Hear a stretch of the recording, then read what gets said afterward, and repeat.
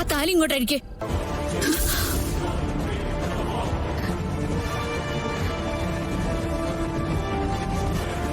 നവീൻ, നിന്റെ കഴുത്തിൽ കെട്ടിയ ആ താലി ഇങ്ങോട്ട് അഴിക്കാനാ പറഞ്ഞത്.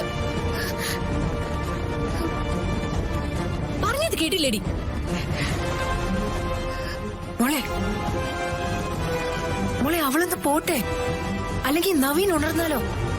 നവീൻ ഉണർന്നാലേ എനിക്ക് ഒരു കുഴപ്പമില്ല. ഇവളുടെ കഴുത്തില് നവീൻ കെട്ടിയ താലി എനിക്ക് കിടക്കുന്നത് ഞാൻ സഹിക്കില്ല. ഇതേ എനിക്ക് അവകാശപ്പെട്ടതാ. അഴിക്കടി. അഴിക്കാനല്ലേടി നിന്നോട് പറഞ്ഞേ? അഴിക്കടി ഇങ്ങോട്ട്. അയ്യോ മോളെ എന്താ ചെയ്യുന്നേ? അഴിക്കാനല്ലേ ഞാൻ പറഞ്ഞു? അഴിക്കടി അത്. കേക്ക് താലി അഴിക്കാൻ. താലി അഴിക്കാൻ ഒന്ന് പറഞ്ഞു തരാം മേഡം. അഴിക്കടിയത് പറയുന്നൊന്ന് കേക്ക്. പറയുന്നൊന്ന് കേക്ക്. നിന്നോട് ഈ താലി അഴിച്ച് തരാനാ പറഞ്ഞ. ഇങ്ങോട്ട് തരാൻ. കഥ വീട് വീട് കഥ.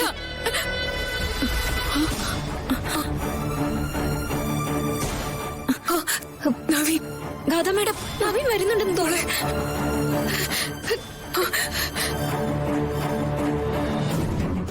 മോളെ, ഇത് ഇന്നലെ കണ്ട ഗാഥയല്ലല്ലോ.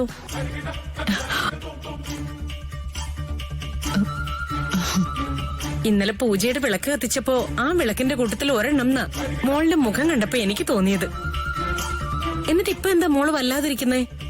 അതെന്താ അമ്മയ്ക്ക് അങ്ങനെ തോന്നിയെന്നൊന്നും എനിക്ക് അറിഞ്ഞൂടാ. ആ നന്ദേട്ട, ഇന്നലെ ഗാഥമോള് വിളക്ക് കത്തിക്കാൻ നിന്നത് നന്ദേട്ടന് ഓർമ്മയില്ലേ? ആ ഗാഥമോളും ഈ ഗാഥമോളും തമ്മില് എന്തെങ്കിലും വ്യത്യാസം നന്ദേട്ടന് തോന്നുന്നുണ്ടോ? മതിയമ്മ, സത്യം പറഞ്ഞു കഴിഞ്ഞാൽ ഈ സംശയം എനിക്കും തോന്നിയതാ.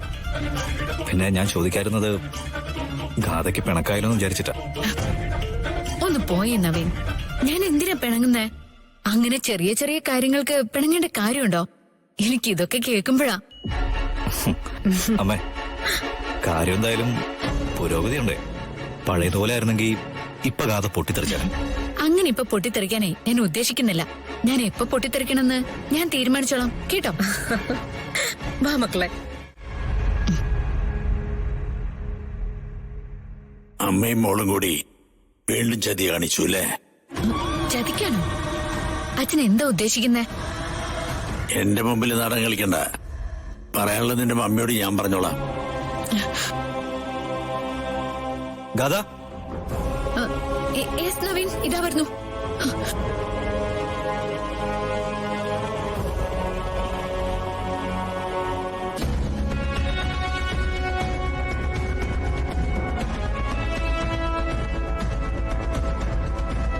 നവീന്റെ കൂടെ അയച്ച പെൺകുട്ടി ഇവിടെ എത്തിയിട്ടുണ്ട്. നവീൻ താലികെട്ടിയ പെണ്ണ് അവിടെ ഉണ്ടല്ലോ അല്ലേ? ദൈവം ഏൽപ്പിച്ച ഒളിച്ചുകളിയാ കുറെ നാളുകളായിട്ട് ഇവിടെ നടന്നുകൊണ്ടിരിക്കുന്നത്. പക്ഷേ ഇനി ഗാഥയുടെ ഒരു പ്രശ്നം ഉണ്ടാക്കിയാൽ ഒന്നും പഴയതുപോലെ അവസാനിക്കില്ല, ഒന്നും ഈസി ആയിരിക്കില്ല. അത് പറയാനാ ഞാൻ വിളിച്ചേ.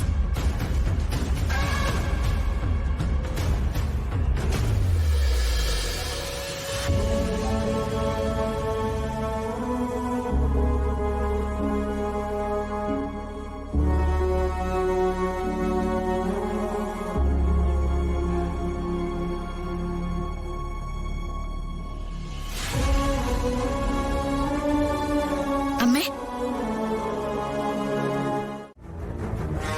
നീയും നിന്റെ തള്ളയും ഈ നാട്ടിൽ നിന്ന് പോയില്ല അല്ലേടി?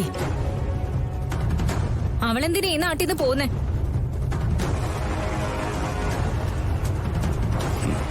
ആ ലോട്ടറിക്കാരന്റെ ഭാര്യ. ഓ, നിനക്കൊന്നും ജീവിതത്തെ കുറിച്ച് ഒരു പേടിയില്ല? നിന്റെ കെട്ടിയോൻ എന്താടി, ചാകാൻ ഇറങ്ങി തിരിച്ചിരിക്കുകയാണോ? എന്റെ ഭർത്താവ് അദ്ദേഹത്തിന് ഇഷ്ടമുള്ള കാര്യം ചെയ്യും. അല്ല, നിങ്ങളെന്താ ഉദ്ദേശിക്കുന്നേ? നിങ്ങൾ ഇവിടുത്തെ നാട്ടുരാജാവോ മറ്റോ ആണോ ഇത്തരം ഭീഷണിയായിട്ട് നടക്കാൻ?